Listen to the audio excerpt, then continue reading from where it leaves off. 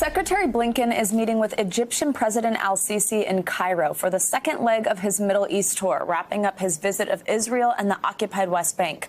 Yesterday, Blinken vowed to rebuild ties with the Palestinians and pledged economic assistance. NBC News foreign correspondent COBIELLA joins us now from Tel Aviv. Kelly, good morning. So tell us more about what the U.S. is promising for Palestinians.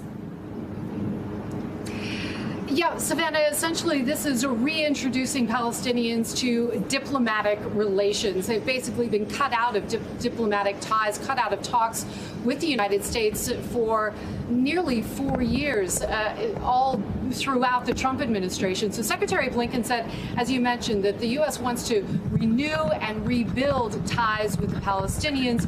In doing that, he said that the U.S. would be pledging about $112 million additional dollars in total, and they break down like this: about $75 million in development and economic aid, $5.5 million in immediate disaster relief to the people of Gaza, $32 million to the UN Refugee Agency for Palestinians. And in addition to that, going back to that issue of diplomacy, the Secretary said that the U.S. would be reopening the consulate in Jerusalem that has been essentially closed since 2019. So a 180-degree shift from the policy of the Trump administration. Savannah? And so, Kelly, as Secretary Blinken wraps up this leg of his visit, is there a sense that he achieved what he set out to do?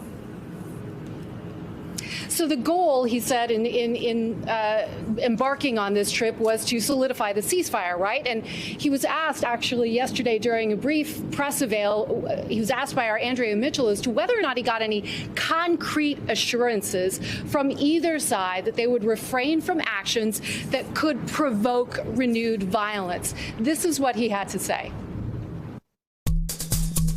Any steps that either side takes that either risk sparking violence or, over time, and ultimately undermine the prospect for returning to the pursuit of two states, we oppose.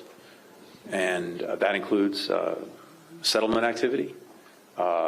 It includes demolitions. It includes evictions. It includes incitement to violence. So no concrete assurances, at least none that the Secretary of State was willing to talk about with the press, but it's clear what the message from the United States is to both parties, to both Hamas, the Palestinian Authority, and, of course, to Israel. Savannah? Yeah, so now let's look ahead. The next stop for Secretary Blinken is Egypt, a country that was critical in brokering the ceasefire between Israel and Hamas. What can we expect from his meeting with President Al-Sisi? Well, as you know, Egypt shares a land border with Gaza. Egypt has been part of a blockade along with Israel for since 2007 on Gaza. That's when Hamas came into power, the point being to stop weapons from getting to Hamas. So Egypt is going to be critical in figuring out how to rebuild in Gaza without getting that money into the hands of Hamas militants. That's one of the things you could expect Secretary Blinken and President Al-Sisi to talk about. They'll also likely talk about strengthening U.S.-Egyptian ties and the funding going into Gaza as well. Savannah, we should be hearing a joint statement from the two of them at some point today, as we have obviously in Ramallah yesterday and in Jerusalem. All right, Kelly, we know that you will stay on that for us. Thank you so much. Hey, NBC News viewers, thanks for checking out our YouTube channel. Subscribe by clicking on that button down here, and click on any of the videos over here to watch the latest interviews, show highlights, and digital exclusives. Thanks for watching.